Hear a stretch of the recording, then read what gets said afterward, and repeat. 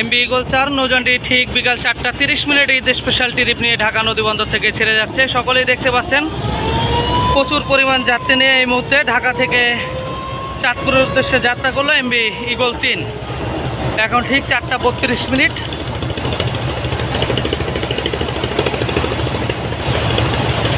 আপনারা সকলে ভিডিওটি দেখতে থাকুন, ভালো লাগলে লাইক দিয়ে কমেন্ট করুন, আর এই চ্যানেলে নতুন হয়ে থাকলে অবশ্যই চ্যানেলটি সাবস্ক্রাইব করে পাশে থাকা বেল বাটন বাজিয়ে দিন। ধন্যবাদ সবাইকে, আসসালামু আলাইকুম।